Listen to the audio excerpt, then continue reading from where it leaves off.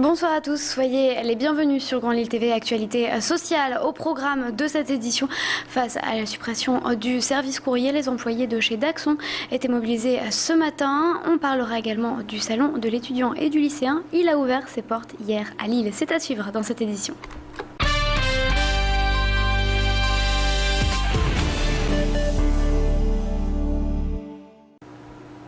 Jour de chance ou au contraire de malchance, vous l'avez sans doute remarqué, nous sommes aujourd'hui le vendredi 13, moment particulier pour les superstitieux. Ils étaient d'ailleurs nombreux à venir cocher, gratter ou tirer leur numéro ce matin au café Neptune à Tourcoing. Tous espèrent repartir avec le pactole et peut-être même devenir millionnaires. Mais les grands gagnants de cette journée restent sans nul doute les buralistes. Leur vente explose en cette journée. Et vous, êtes-vous superstitieux? Allez-vous jouer pour ce vendredi 13? C'est notre journaliste Tanguy Lécluse qui est allé vous poser la question. Écoutez. C'est un jour de chance pour moi. Je le considère comme un jour de chance, pas comme un jour de malchance. Voilà. Et j'adore, c'est un peu l'excitation en fait de gagner. Il y a eu un peu de chance un vendredi 13 justement, donc voilà, j'y crois moi.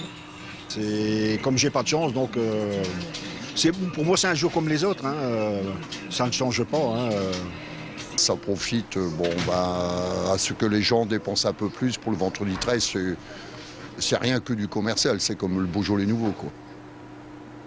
Et à la une de l'actualité sociale, Daxon devrait supprimer 43 postes sur ses 800 salariés.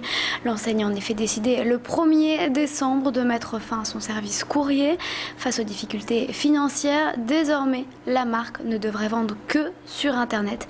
Difficile à entendre pour les employés concernés. Pour la plupart, ils travaillent dans l'entreprise depuis plus de 20 ou 30 ans. Syndicats et salariés manifestaient ce matin face aux grilles et alors qu'une réunion est prévue avec la direction le 19 janvier pour décider de leur sort. Ils menacent de bloquer l'entreprise la semaine prochaine. Écoutez ces réactions recueillies par Tanguy Lécluse.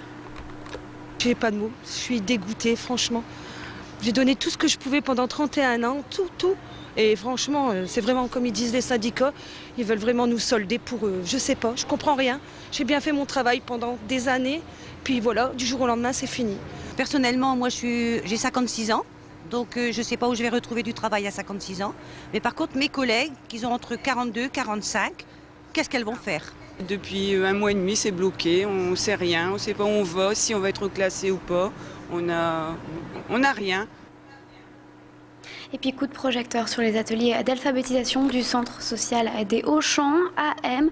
45 personnes bénéficient par groupe de 2 heures de cours toutes les semaines, encadrées par 15 bénévoles. Objectif: apprendre et progresser en français. Moyenne d'âge du public 50 ans, beaucoup de femmes, pour la plupart immigrées. Ce système a été mis en place par la mairie de Tourcoing et est totalement gratuit. Il bénéficie également de dons de livres. La demande est très forte dans ce quartier et les ateliers sont très appréciés. Écoutez justement le témoignage d'une participante au micro de Pierre Beauvillain. J'ai cherché du travail et j'étais ACD qui m'a proposé pour aller à l'école, pour faire difficulté pour écrire, lire. J'ai des problèmes et je commence ici, ça marche bien. Je commençais à écrire, lire, encore c'est mieux qu'avant. Avant, j'arrivais pas à lire bien, écrire, maintenant j'arrive à faire bien. Pour travailler dans le magasin, pour les rangements, tout, ils ont dit quand je travaille dans le magasin, il faut écrire et il faut faire une liste. Et quand je ne sais pas lire, écrire, ils ont dit il faut que d'abord je vais avancer l'école pour écrire, lire, après je cherche travail. C'est parti, le salon du lycéen et de l'étudiant a ouvert ses portes hier à Lille et ce jusqu'à samedi. Rendez-vous incontournable pour les jeunes de la métropole, un moyen pour eux de trouver des pistes pour leur avenir. Et dans les dédales des 330 stands, ils pourront trouver des conseils, rencontrer des professionnels, des étudiants, des membres d'universités ou encore d'écoles. Et cette année, le salon mise sur le e-commerce et propose de nombreuses conférences et moments d'échange sur ce thème.